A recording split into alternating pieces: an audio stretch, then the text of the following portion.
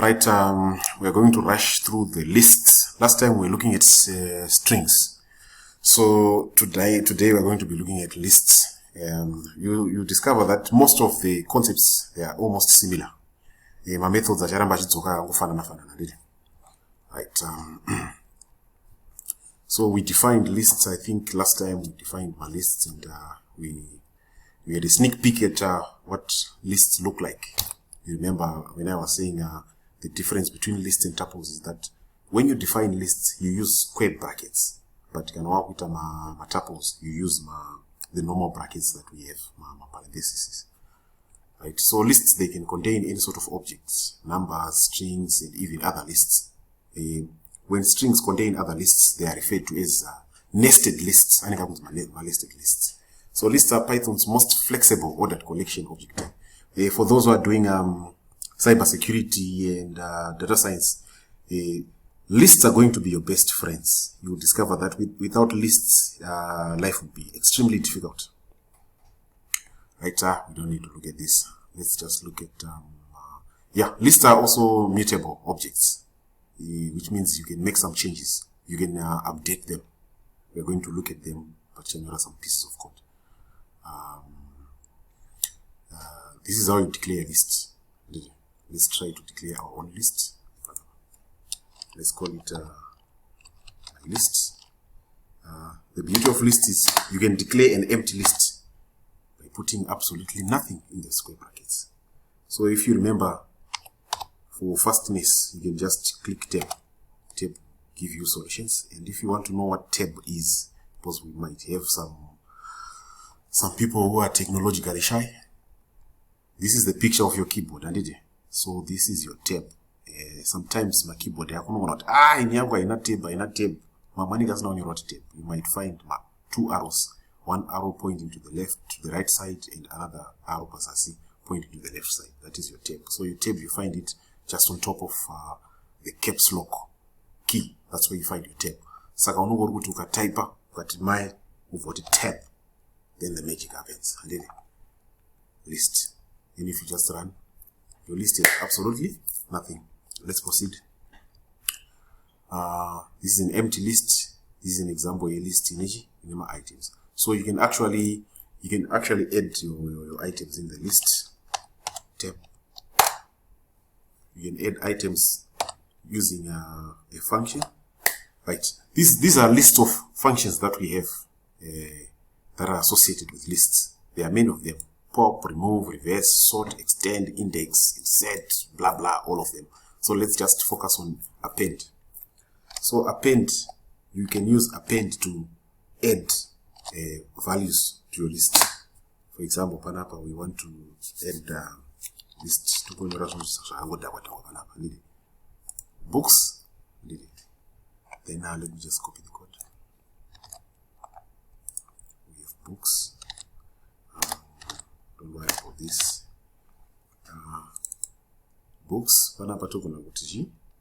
Soup. And then of course my favorite team. Best team in the world, Liverpool.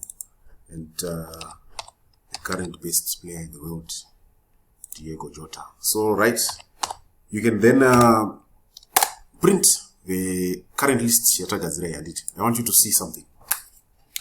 This is the list that we have now. We've just populated elements into our list. So the order at Nonyora Nayap is the same order that these items will appear in the list, which means the first item in index 0, if you remember, this is index 0, index 1, index 2, index 3, and so on and so on. So which means the first item that you append becomes the first element that appears in your list.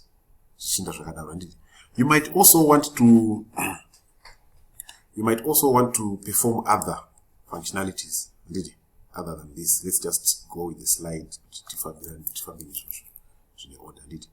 You can also, the same actions that we're doing with strings, you can use the same for lists. You can append, you can concatenate lists. For example, here we have list AA, which is these elements, and list BB.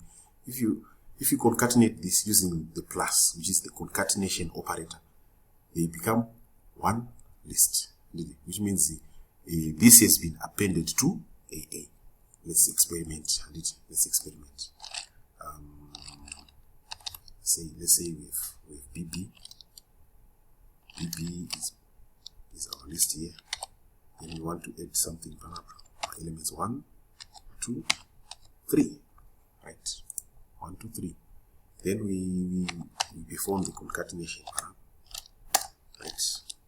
Plus BB. Right.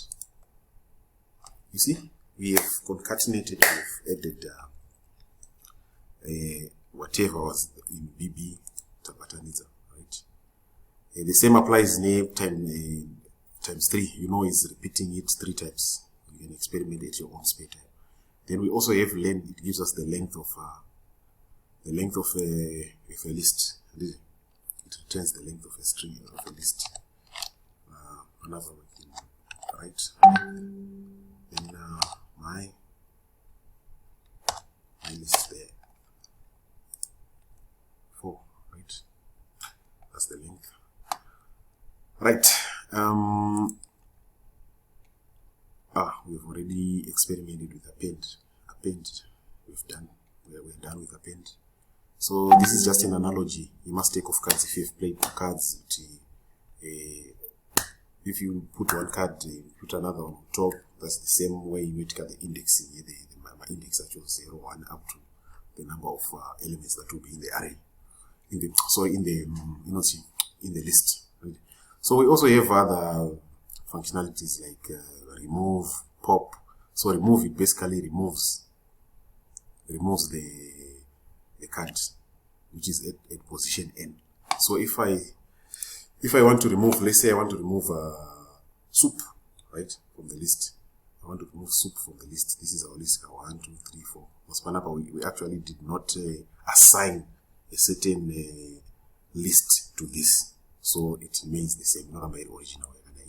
0, 1, 2, 3, and 4 elements, which is the original. Let's say we want to remove soup. You just do this. My dot remove tab. You see, tab makes life easy for you. Soup is the first, it's on index number 1, right? Sorry.